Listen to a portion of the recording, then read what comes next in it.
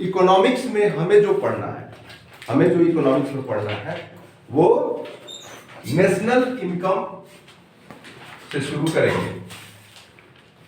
देखिए जनरली बच्चा स्टूडेंट्स क्या जानते हैं, स्टूडेंट जानते हैं कि हमें इकोनॉमी पढ़ना है, इकोनॉमिक्स पढ़ना है, लेकिन वास्तव में आपको यूपीएससी की तैयारी या किसी भी पीसीएस की तैयारी में केवल पढ़ना है इंडियन इकोनॉमी, आपको इकोनॉमिक्स नहीं पढ़ना है। ये एक हिस्सा है, इंडियन इकोनॉमी एक हिस्सा है इकोनॉमिक्स का। इसको हिंदी में भारतीय अर्थव्यवस्था कहते हैं। अब यहां एक शब्द आता है इकोनॉमी यानी अर्थव्यवस्था। अर्थव्यवस्था का अर्थ क्या हुआ कि अर्थ मतलब धन, और धन की व्यवस्था कैसे करें। तो सिंपल फंडा है कि धन तीन चीज से बना हुआ है। पहला इनकम, दूसरा एक्सपेंडिचर, और तीसरा सेविंग, बचत।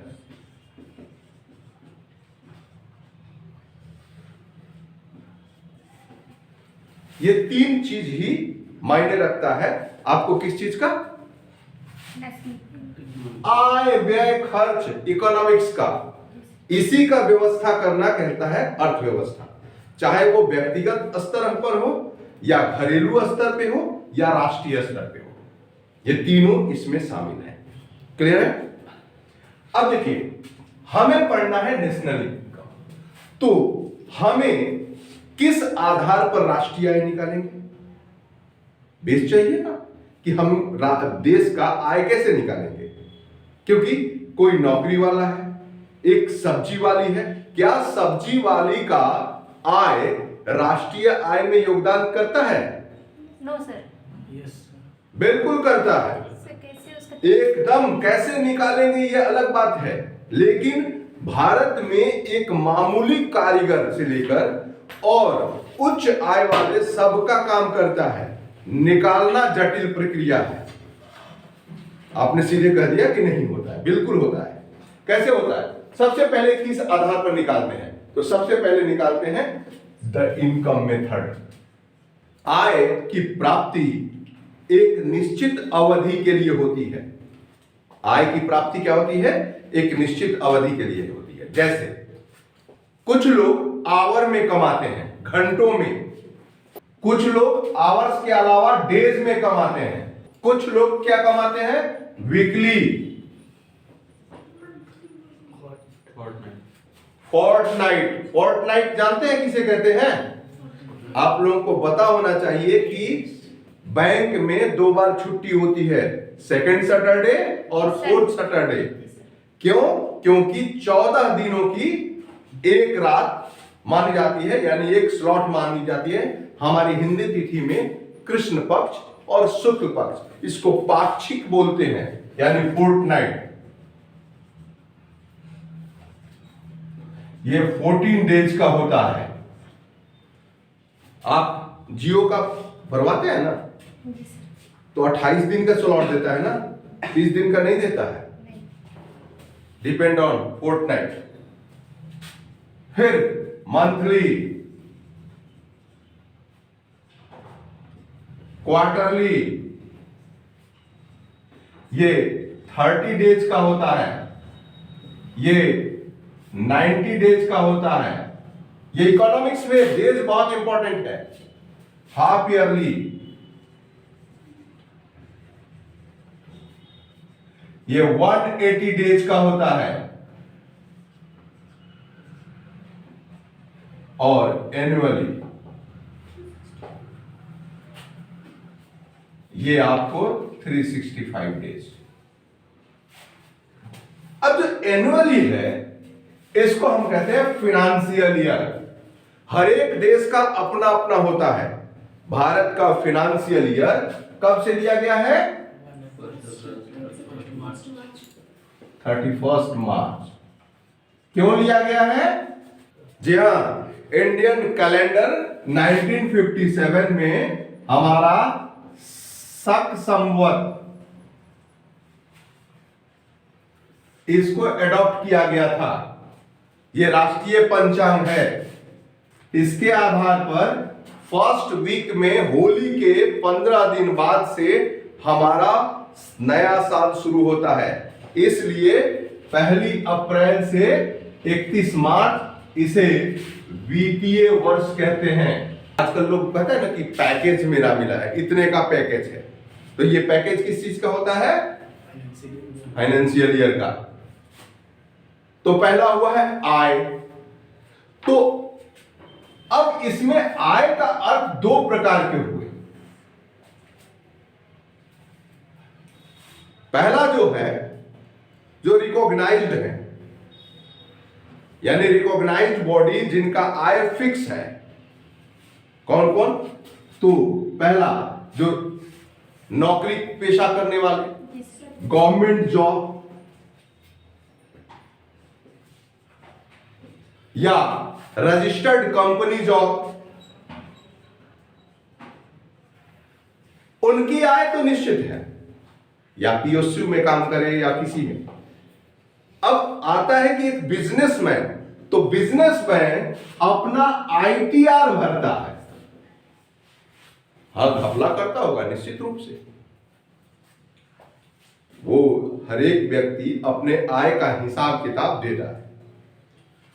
लेकिन यहां प्रश्न है कि भारतीय स्लॉट में कहता है कि 3 लाख से कम आय वालों को आईटीआर फाइल करने की जरूरत नहीं है। वो कर सकता है, लेकिन गवर्नमेंट सबको करना चाहिए। लेकिन गवर्नमेंट में अगर आप नहीं करते हैं तो पेनाल्टी के भागीदार नहीं है, व्यापारी हो इसके बावजूद। परंतु कैसे पता चलेगा?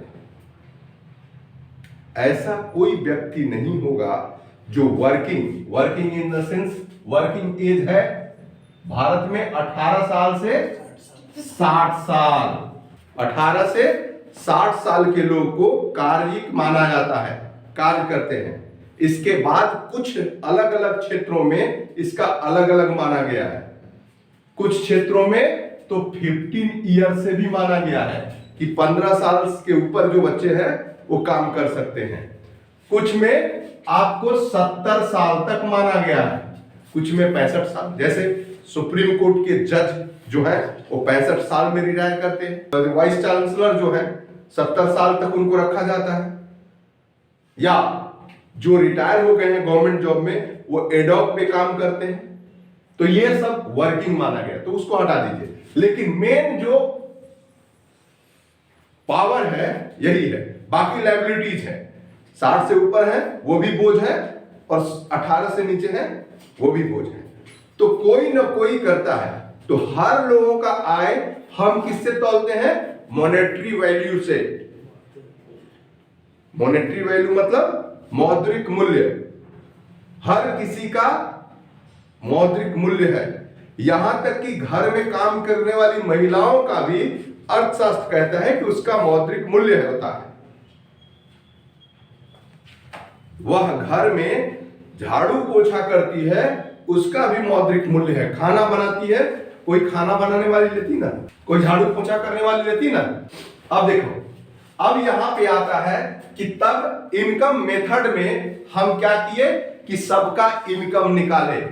ये दिए गए समय के आधार पे गवर्नमेंट जॉब और नॉन गवर्नमेंट जॉब का निकालना थोड़ा मुश्किल होगा, कि जो गवर्नमेंट जॉब नहीं करते हैं उनका निकालने में परेशानी अवश्य होगी। इसका मतलब ये थोड़ी है कि वो नेशनल इनकम में योगदान नहीं दे रहा।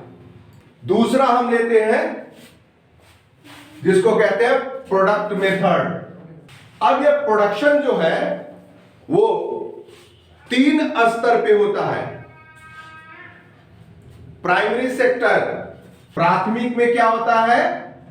जिसमें लेबर होते हैं। कोई आज तक आप देखे होंगे किसान अपॉइंटेड बाय गवर्नमेंट, मछुआरा कहा देखा? कभी नहीं। तो ये जो एग्रीकल्चर जो होते हैं, कृषि खेती करते हैं, वो रिकॉग्नाइज नहीं होते हैं, लेकिन वो माल प्रोड्यूस करते हैं। भिंडी, गोभी, आलू जो आप खाते हैं, कंज्यूम करते हैं, वो उन्हीं के द्वारा बेचा गया है। फ्री में नहीं देगा, किसान उपजा के आपके घर तक पहुंचा देगा। हाँ, ये अलग बात है कि आपके घर आते आते 20 रुपए की चीज 60 रुपए हो जाए, लेकिन किसान को 20 रुपए मिलता है। इसीलिए किसानों की आय के लिए गवर्नमेंट एमएसपी लाती है, मिनिमम सपोर्ट प्राइस। चावल का, गेहूं का 20-25 आइटम उसमें शामिल है, कुल 65 आइटम। तो यहां पे देखिए, तो उसी तरह मछुआरे हैं, उसी तरह जो प्राइमरी श्रम देते हैं, लेबर हैं, ये सारे अपने सेवा बेचते हैं। माइनिंग भी आ जाएगी इसी में। बिल्कुल। प्रोडक्शन में मैन्युफैक्चरिंग यानी उत्पादन सेकेंडरी है। द्वितीयक क्षेत्र, सामान कलम भी खरीदा हुआ किसी ने बनाया होगा, ठीक है, तो ये प्रोडक्शन से इसकी कीमत निर्धारण होती है। मान लीजिए बनाने वाले ने इनकम टैक्स देके सब किया, जो दुकान खोला है वो भी जीएसटी दे रहा है, लेकिन उसकी भी आय है। ये अगर बना होगा 10 रुपए में, तो ये आपके हाथ में आते आते 30 रुपए आ गए, तो 20 रुपया कहां गया? तो ट्रांसपोर्टिंग, टैक्सेस एंड जो भी इमीडिएटर हैं, जैसे जहां बनता है मैन्युफैक्चरिंग, उसके बाद आता है सीएनएफ के पास, उसके बाद आता है डिस्ट्रीब्यूटर के पास, होलसेलर के पास और रिटेलर के पास, तब आपके हाथ में आता है, डायरेक्ट नहीं आता। तो इस तरीके से ये द्वितीय क्षेत्र से आते हैं। फिर टर्शियरी यानी तृतीय क्षेत्र, ये सेवा है, सर्विस। वेटर खिलाया, पैसा लिया। मॉल में 10 रुपया का समोसा 30 रुपए में खाते हैं, एरोप्लेन में 100 रुपए का 200 रुपए का चाय पीते हैं, 5 रुपया कॉस्ट प्राइस, वहां पिला रहा है, दाम बढ़ गया। लेज का पैकेट 20 रुपया, ट्रेन में लीजिएगा 25 रुपए, लिखा रहता है एमआरपी, क्योंकि चलती गाड़ी में आपको दे रहा है। सेवा शुल्क, बैंक में नौकरी करने वाले जितने भी पेशा है, रिकॉग्नाइज्ड और नॉन रिकॉग्नाइज्ड, यानी वैसे जो कि आधिकारिक रूप से काम कर रहे हैं और प्राइवेट रूप से काम कर रहे हैं, सब लोग पैसा कमाता है। तो ये प्रोडक्शन देता है, उत्पादन देता है, और वो कहीं ना कहीं ये आय से जुड़ा हुआ है। सब्जी वाली यदि कुछ सब्जी लेकर आई, 50 रुपया का सब्जी लाई, तो 60 में बेच के जाएगी कि 30 रुपए में बेच के चली जाएगी। अधिक में बेचेगी तो उसको इनकम होगा, आय होगा, वो श्रम की, इसी में लेबर काम की, उसका भी आय जुड़ेगा। क्यों? क्योंकि वो जाके जमा किए गए पैसे को कहीं ना कहीं खर्च करेगी। क्लियर है? तीसरा मेथड, इनकम, प्रोडक्शन और एक्सपेंडिचर। यह तीसरा यानी व्यय विधि। यह व्यय विधि सबसे बढ़िया निकालने का तरीका है, कंजूसों को छोड़कर। एक बैंक में काम करता था, उसकी सैलरी 60,000, और वही पार्ले जी बिस्किट खाकर ड्यूटी जाता था। दोपहर में 20 रुपए का वो इडली खाता था, और शाम को डोसा खा के घर चला गया। 100 रुपया 150 रुपया में अपना काम चला दिया। 3,000, 70,000 पेमेंट, शादी नहीं किया था, वो पैसा कहां जाएगा? एक ही प्रकार के शर्ट। तो वैसे कंजूस को छोड़कर बाकी व्यय की बात करते हैं। देखिए, व्यय अक्सर एक बात आती है, इकोनॉमिक्स समझिए, इकोनॉमिक्स बहुत अच्छा चीज है। धीरू भाई अंबानी के बेटे अनिल अंबानी और मुकेश अंबानी, वो भी, उनका ह्यूमन बीइंग है, 12 फीट नहीं है, 5 से 6 फीट के बीच में ही उनकी हाइट है। उनका भी पेट उतना ही बड़ा है, बल्कि लेबर का पेट उनसे ज्यादा बड़ा है। अब वो क्या करते हैं, उनको भी खाना उतना ही खाना है, अमाशय उतना ही बड़ा है, लेकिन वो क्वालिटी फूड खाएंगे। उनके बनाने वाले महंगे होंगे बावर्ची, आप स्ट्रीट पे खा लेंगे या कोई और, जिस लेवल का पैसा है उस लेवल के अनुसार आप भोजन करते हैं। मिनिमम खाना तो खाइएगा ना एटलीस्ट। यानी आपको प्लानिंग कमीशन ऑफ इंडिया कहती है कि एक आदमी को मिनिमम 2400 कैलोरीज पर डे चाहिए। इससे कम आता है तो वो गांव वाला गरीब है, गरीबी रेखा का लाइन है। और शहरी क्षेत्र में 2100 कैलोरीज पर डे। 3 टाइम खाइएगा तो 800। एक केला में 100 कैलोरी होता है, 7 गो केला खा लिया पेट भर गया। ऐसा नहीं है। सिस्टम में चलिए। सिस्टम में क्या है, यहां देखिए, यहां सिस्टम कहता है। सिस्टम कहता है कि आपका एक्सपेंडिचर कितना पर है।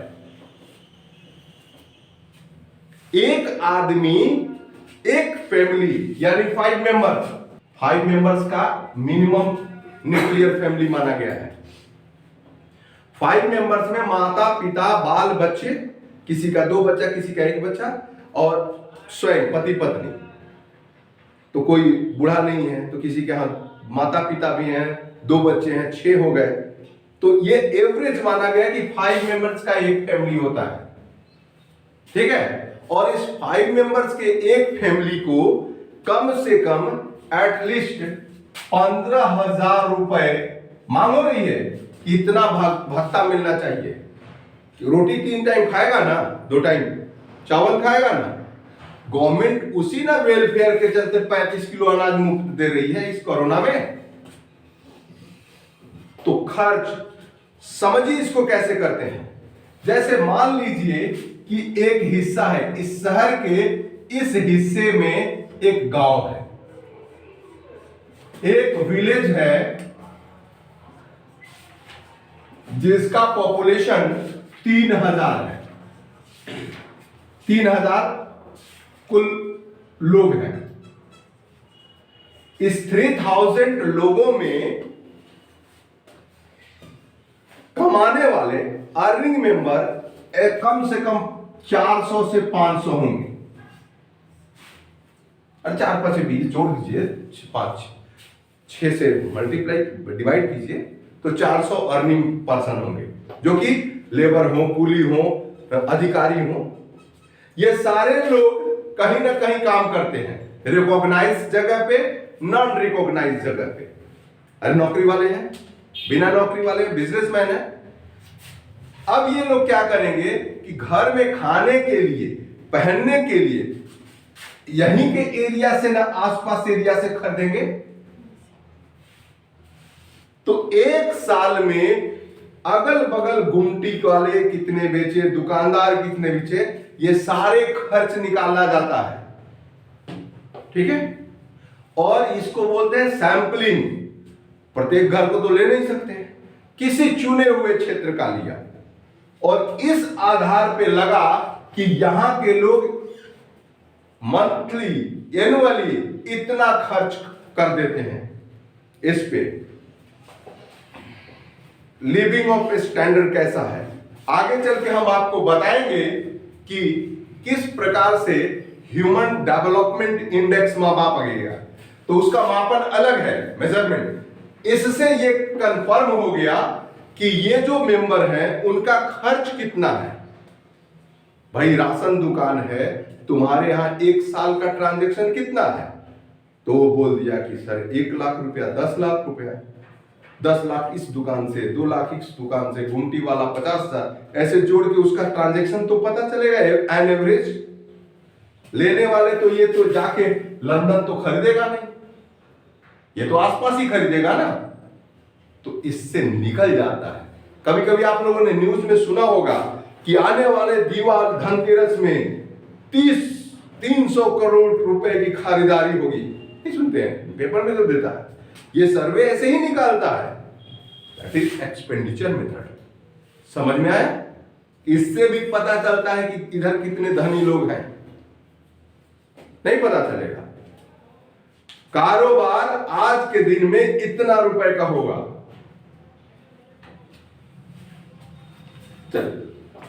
अब आता है कि वास्तव में राष्ट्रीय आय किन विधियों पर निकालते हैं।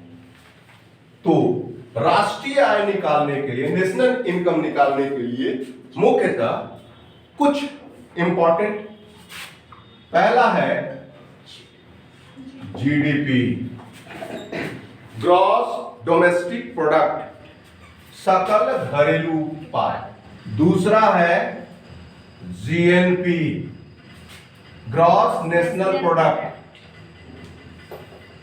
सकल राष्ट्रीय उत्पाद। तीसरा है एनएनपी, नेट नेशनल प्रोडक्ट,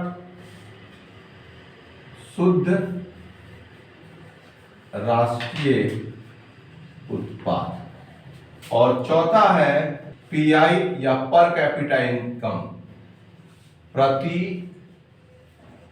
व्यक्ति आय। क्या होता है जीडीपी? देखिए, जनरली जीडीपी समझना काफी मुश्किल चीज है। ये जो आपके अर्थशास्त्री जितने भी इकोनॉमिस्ट ने सीधे सीधी कहा कि एक बाउंड्री में रहने वाले लोग एक निश्चित टाइम पीरियड में जितना प्रोडक्शन करते हैं, यानी गुड्स एंड सर्विसेज का जो मॉनेटरी वैल्यू होता है with in a year, that is GDP. या दूसरे शब्दों में कहता है कि जितना पर कैपिटा इनकम है पॉपुलेशन से मल्टीप्लाई कर दीजिए, जीडीपी निकल गया। या जितना एक साल की कमाई है उसमें पॉपुलेशन से डिवाइड कीजिए, पर कैपिटा इनकम निकल गया। किसी भी देश की अर्थव्यवस्था उसकी जीडीपी पर आधारित है कि वह कितनी पूंजी बनाती है। यानी इसके हिसाब से कि एक निश्चित बाउंड्री एरिया में ये इस क्षेत्र में रहने वाले जितने लोग हैं, इंक्लूडिंग फॉरेनर, सारे का एक निश्चित आय with in a duration, that is called NI, राष्ट्रीय आय होता है, जीडीपी होता है। कहने का मतलब, एक उदाहरण देते हैं। जैसे एक फैमिली है, Mr X and Mrs Y. इनके 3 बच्चे हैं, ए बी सी, 3 बच्चे हैं। इनका स्वीट होम, इस घर में उसमें 5 नौकर हैं, alpha, beta, gamma, delta, theta. सबसे आसान तरीका यही है कि अलग अलग लिख लें। अब मिस्टर एक्स और मिस्टर वाई दोनों कमाते हैं, मॉनेटरी वैल्यू सबकी है। अगर एक स्टूडेंट है, कुछ काम नहीं करता है, तो सब्जी लाता है तो उसको वो भी 10 रुपए का काम लाएगा, ठीक है। तो ये मिस्टर एक्स और वाई यानी आपके भारत का एम्प्लॉइज, ये 50-50 हजार रुपए कमाते हैं। इनके ये दोनों बेटे विदेश में रहते हैं, यूएस में रहते हैं, यूके में रहते हैं, और ये नालायक बेटा भी रहता है साथ में। वो इनके साथ रहता है और ये भी कमाता है, ये भी 10,000 रुपए कमाता है। इनके घर में ये 2 नौकर हैं, 2 माली है, या एक माली है, एक दरवान है, एक ड्राइवर है। सबका पेमेंट ये 10,000 रुपए देते हैं। और ये यूके में ये दोनों लगभग 75,000 रुपए कमाते हैं। अब यहां पे देखिए, जब जीडीपी की बात आएगी तो इन दोनों की आय को हम हटा देंगे और इन दोनों की आय को जोड़ लेंगे, यानी total GDP is equal to 1 lakh रुपए प्लस 50,000 रुपए इनका और प्लस 10,000 रुपए। यानी 1,60,000 रुपए आपका। ये है आपके कि एक निश्चित बाउंड्री के अंदर निश्चित टाइम पीरियड यानी 1 अप्रैल से 31 मार्च के बीच में जितना उत्पादन ये लोग किए, यानी विदेशी अगर इंडिया में रह रहा है, ये विदेशी है, वो भी तो आप ही के घर में काम किया ना, उनकी भी आय को शामिल करते हैं। और जो विदेश में रह रहे हैं उनकी आय को जीडीपी में शामिल नहीं करते हैं। तो जीडीपी में किसी देश के अंदर रहने वाले, किसी सीमा क्षेत्र के अंदर रहने वाले सभी व्यक्तियों का, किसी सीमा क्षेत्र के अंदर रहने वाले सभी व्यक्तियों का वस्तु का उत्पादन, सेवाओं का मौद्रिक मूल्य उस देश का जीडीपी कहलाता है। क्लियर है? केवल इनकम सर, बस केवल इनकम। इनकम का मतलब होता है आय खर्च बांट कर जितना उत्पादन वो किया। जब 1 लाख जब कमाया उसमें से 50,000 आपने दे ही दिया। नहीं दिया ना, ये जो मालिक, बिल्कुल सही आपने पूछा कि ये तो दे दिया इन्हीं को ना, तो ये तो भेज देंगे। नहीं, ये आदमी आप ही के घर में काम किया। अगर वो गेट नहीं खोलता तो आप सही समय पर ऑफिस नहीं जाते, ड्राइवर नहीं पहुंचाता, तो आपके काम करने में, जैसे बोकारो स्टील प्लांट में यहां रसियन काम करते हैं, तो रसिया अपना रसिया थोड़ी ले जाता है, आपके भारत में ही निर्माण में काम किया, क्वाइल बनाने में काम किया, तो आपकी जीडीपी बढ़ी ना। आप उसको सैलरी दे रहे हैं तो वो लेके पहुंचा देगा, वो बाद में बात करेंगे। लेकिन 1 साल में वो अपना मेहनताना दिया। हम क्या देते हैं? अगर किसी को सैलरी देते हैं तो उसका मतलब क्या होता है कि उसका हम श्रम के बदले हमने मॉनेटरी दिया, इतना श्रम यूज किए तब ना हम उसके बदले में पैसा दिए। समझ में आया? तो इतना निर्माण का काम हुआ, तो ये हुआ जीडीपी। अब यहीं पे समझिएगा जीएनपी, सकल राष्ट्रीय।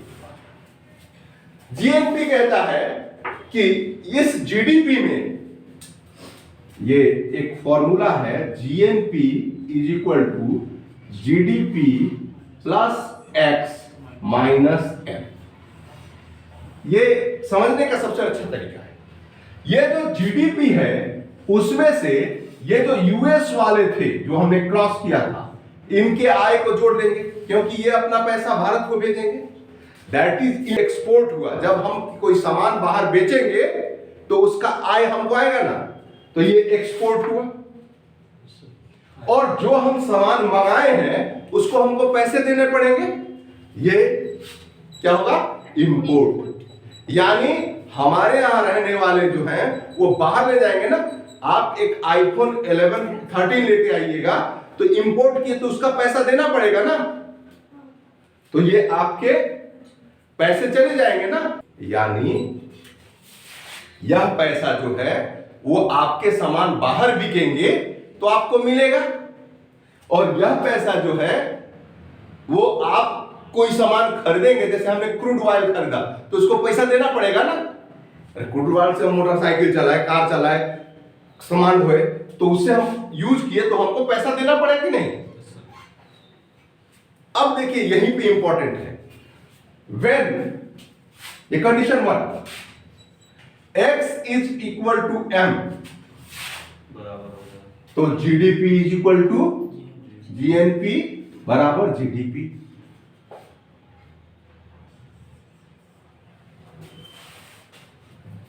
ध्यान दीजिए, इक्वल टू 0 सेम,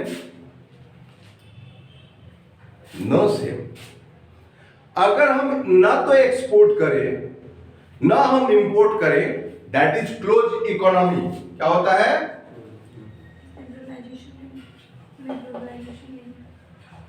जो ना दूसरे के यहां अपना सामान देगा ना दूसरे से सामान लेगा, ना एक्सपोर्ट होगा ना इंपोर्ट होगा, तो उसको बंद अर्थव्यवस्था कहते हैं। क्या कहते हैं? बंद अर्थव्यवस्था। देखिए हमारे यहां पहले कहा जाता कि भारत एक सोने की चिड़िया थी। क्यों थी? क्योंकि हम उस समय क्या करते थे? तो ये भाई साहब को बहुत समय दिया। हमारे यहाँ का हैंडक्राफ्ट काली मिर्च पूरा रोमन साम्राज्य खरीद लिए हम लोग।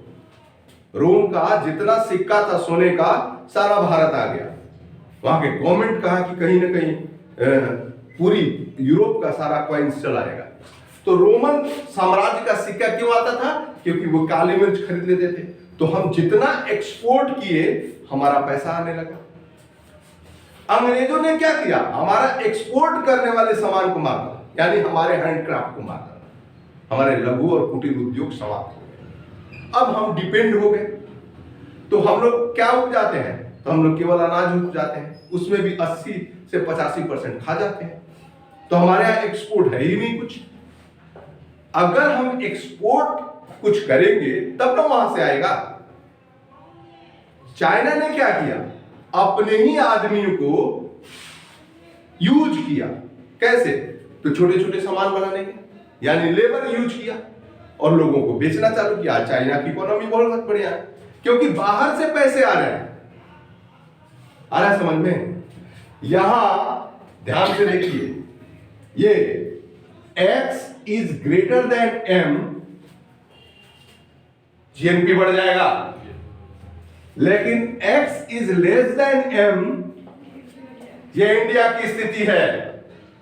और ये स्थिति होने से ये धीरे धीरे धीरे धीरे हमारा जीएनपी घटते जा रहा है। जीडीपी तो है, जीएनपी घटते जा रहा है। क्लियर है? अगला एनएनपी। देखिए, आपको एक साधारण उदाहरण देते हैं। हमारा एक दोस्त इंटर में जब हम थे तो बनारस में वो ठठेरा का दुकान किया, यानी कि बर्तन का दुकान किया। तो हम डेली जाके पूछते थे कि कितने रुपए का बेचा। भाई दोस्त था, हम भी गए थे उसको ऑर्गेनाइज करने के लिए, खुलने के लिए। तो 3 दिन बाद बोला कि 100 रुपए का बाल्टी बेचे। कितना में खरीदा था? बोला 110 रुपए में। क्यों ऐसा किया? इसके पीछे कारण क्या था? फ्रस्ट्रेट हो गया, बेच दिया। वास्तव में हम जब किसी चीज कोई फैक्ट्री बनाते हैं तो 5 लाख की फैक्ट्री हमने इन्वेस्ट किया, अगले साल उस फैक्ट्री का कीमत क्या हो जाएगा? घट जाएगा, डेप्रिशिएट करेगा, उसकी मशीन घिस जाएगी। अरे भाई सीधी सी बात है ना, एक कार खरीदो 10 लाख की, अगले महीने उसका दाम कितना होगा? अगले साल में 7 लाख, या जो भी 10% गिरे, 20% गिरे, तो इस तरह से उसका मूल्य जो होता है डेप्रिशिएट होता है, वही दाम नहीं रहता। लेकिन कुछ चीजों का मूल्य बढ़ता है, जैसे गोल्ड खरीद के रख लीजिए, जमीन खरीद के रख लीजिए, तो दैट इज एसेट्स, ये बढ़ते हैं। और वही बिल्डिंग डेप्रिशिएट करेगा, क्योंकि कंक्रीट का है ना। क्लियर है? यहां पे देखिए कि यदि आप यही समझिए कि यदि इस जीएनपी में से डेप्रिशिएशन कहते हैं मूल्यह्रास को, घटा देंगे तो हमको शुद्ध लाभ होगा, नेट नेशनल प्रोडक्ट। क्लियर है? फिर से सुनिए, इसके अलावा बहुत सारा चीज, जैसे इंटरेस्ट आपने रखा था 10 लाख रुपया, 11 हो गया, बैठे बैठे मिला, तो उस ब्याज को ऐड करेंगे। गवर्नमेंट 1500 का सिलेंडर आपको देती है 1000 में, 500 का खाद 300 में देती है, तो वो सब्सिडीज दिया ना, उस सब्सिडीज को जोड़ देंगे, क्योंकि ऑलरेडी वो गवर्नमेंट दे चुकी। क्लियर है? तो ये सारे निकालकर हम शुद्ध राष्ट्रीय उत्पाद यानी एनएनपी ज्ञात करते हैं। क्लियर हुआ? ठीक है। अब आता है चौथा, पर कैपिटा इनकम, प्रति व्यक्ति आय। इसको 2 आधार पर लेते हैं। एक एट कॉस्ट। देखिए, प्रति व्यक्ति आय जो होता है, पर कैपिटा इनकम, 2 आधार पर लेते हैं। एक लेते हैं एट कॉस्ट, यानी लागत खर्च पर, और दूसरा मार्केट प्राइस पर। ये क्या है श्रीमान? देखिए होता क्या है जब कहता है कि लागत खर्च पर क्या होता है, राष्ट्रीय आय को दो आधार पर मापते हैं, एट कॉस्ट और दूसरा मार्केट प्राइस, लागत खर्च। अगर कोई सिंपल साधारण से समझो कि अगर कोई समोसा 10 रुपए में देता है तो उसका 7 रुपए लागत खर्च है। जिस दिन 2 रुपया के लागत खर्च पे 10 रुपया बेचेगा तुरंत तीसरा खोल देगा समोसा का दुकान। यही प्रतियोगिता होता है। हम बताए थे ना कंपटीशन क्या होता है। कंपटीशन जो होता है बाजार में जब अधिक मुनाफा होने लगे तो लोग बगल में खोल देता है विकल्प के रूप में। सिमिलरली लागत खर्च में हर चीज का एक निश्चित लागत होता है। इससे पूरी तरह से आगे की क्लास में आप जानिएगा कि इन्फ्लेशन इसी पे डिपेंड है। मुद्रास्फीति बहुत ज्यादा इससे इन्फ्लुएंस है। लागत खर्च पे क्या होता है, यहां जैसे सपोज कीजिए कि एक किसान एक बीज रोपा और उस पे 40 फल लगे, दूसरा बीज रोपा उसमें 3 फल लगे। दोनों का श्रम उतना ही, पूंजी उतना ही, सिंचाई उतना ही। अब उत्पादन अधिक हो गया, कीमत गिर जाएगा। यानी दूसरे तरीके से समझिए कि यदि मानसून आता है, खूब बढ़िया बारिश हुई, प्रोडक्शन बढ़िया हुआ, फसल की कीमत गिर जाएगी। क्लियर है। मानसून नहीं आया, फसल अच्छी नहीं हुई, कम हुई, 3 फल फला, 40 फलना था, कीमत बढ़ जाएगा। फैक्टर कॉस्ट क्या क्या होते हैं हर चीज का। जैसे एक जींस बनाने वाली कंपनी अगर वह जींस बनाती है तो जहां पर जींस बनता है उस जगह तो सस्ता होगा क्योंकि ट्रांसपोर्टिंग लगेंगे। लेकिन ऐसा नहीं है। ये कॉमोडिटी गुड्स जो होते हैं उसके अलग अलग स्वरूप होते हैं। उस गुड्स को ब्रांडिंग किया जाता है। Trade, company, branding, cost price. हमने उदाहरण लिया जींस पैंट का। जींस पैंट में अगर उसकी कीमत 2000 रुपए है, मैन्युफैक्चरिंग कॉस्ट मात्र 400 रुपए, तो 2000 में क्यों बेचता है? क्योंकि उसे किसी ब्रांड, हीरो, हीरोइन या कोई ऐसे लोग पहनते हैं, उसके लिए वो पैसे लेते हैं और ट्रांसपोर्टिंग करके आता है। फिर वो रिकॉग्नाइज्ड एरिया भारत के हर जगह जाता है और चूंकि कंपनी ब्रांड का है इसलिए उसका कीमत जो होता है वह फिक्स होता है। ये यहां से यहां से टैक्स तो इंक्लूडेड है ही, यहां से यहां जो ट्रांसपोर्टिंग खर्च आएगा और कहां ज्यादा बिकता है उसका एवरेज लेकर ये कंपनी मूल्य निर्धारण करती है। समझ में आया? लेकिन अब कभी कभी आप लोग ध्यान से देखिएगा कि कुछ वस्तुओं में, जैसे में रिफाइनरीज, मस्टर्ड ऑयल, उसमें कीमत इस राज्य में इतना, इस राज्य में इतना, आपने देखा होगा। क्यों? क्योंकि ट्रांसपोर्टिंग कॉस्ट कम होना चाहिए, लोगों को सस्ते पड़े। फिर राज्य द्वारा लगाए गए कर इत्यादि पर मूल्य निर्धारण किया जाता है। तो लागत खर्च यानी सीधा सा समझिए कि अगर 100 रुपया लगता है, टैक्स जोड़ के जितना भी है वो जो भी खर्च है एक्सपेंडिचर, वो सब जोड़ने के बाद अगर 50 रुपए आता है, प्रॉफिट जोड़ लिया, सारा चीज इसमें जोड़ इंक्लूड करके, तो वो 150 रुपया कीमत रखता है। ऐसा कोई नहीं करेगा कि 100 रुपया का चीज 90 रुपए में बेचेगा। लॉस का कोई गेम नहीं। अब देखिए मार्केट प्राइस, ये बहुत कीमत है। बाजार आप लोग को बता चुके हैं कि बाजार क्या होता है। बाजार एक निश्चित प्लेस होता है जहां बायर्स और सेलर्स दोनों आते हैं। ये दिमाग में रखना कि हमें बेचना है और हमें खरीदना है। तो डिपेंड करता है ये पॉपुलेशन पे, सप्लाई पर,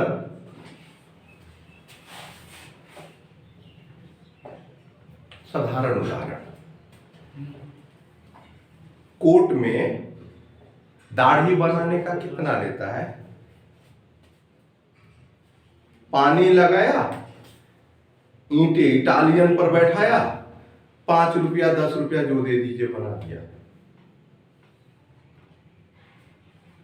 क्योंकि उसका चलता फिरता दुकान है। दूसरा जो पेड़ के नीचे गाड़ के बैठा है, 10 रुपए में दाढ़ी बना दिया।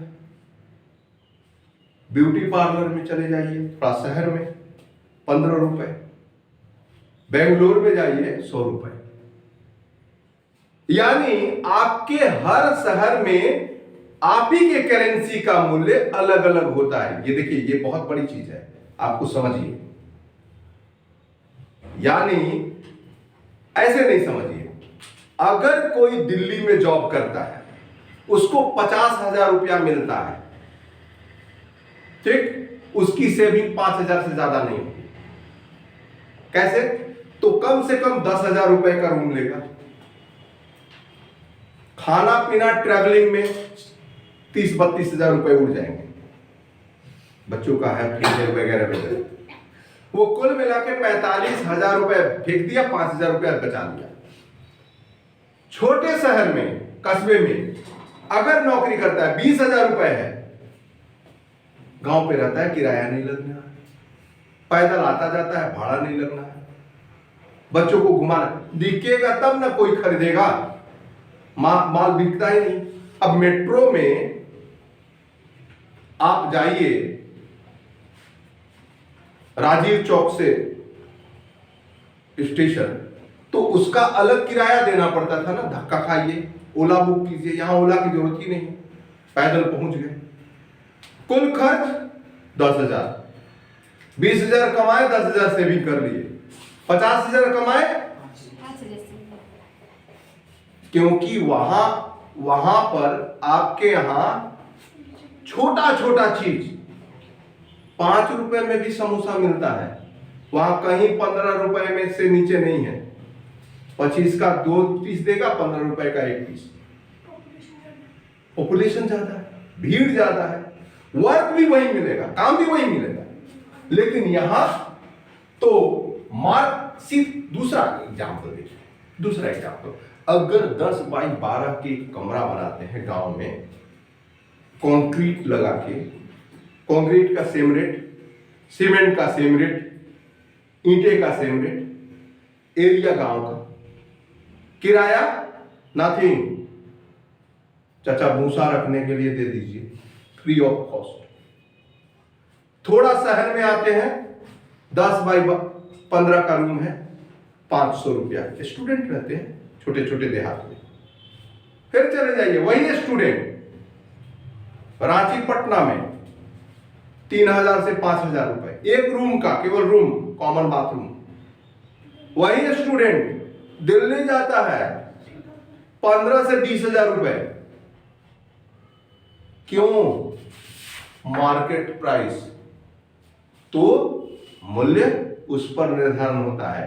ये नहीं कि दिल्ली में कमाने वाला, अभी हमने आपको प्रूफ कर दिया कि दिल्ली में कमाने वाला अगर 50,000 है तो रूरल एरिया में 20,000 भी कमा। इसीलिए आप देखे होंगे कि गवर्नमेंट जॉब में HR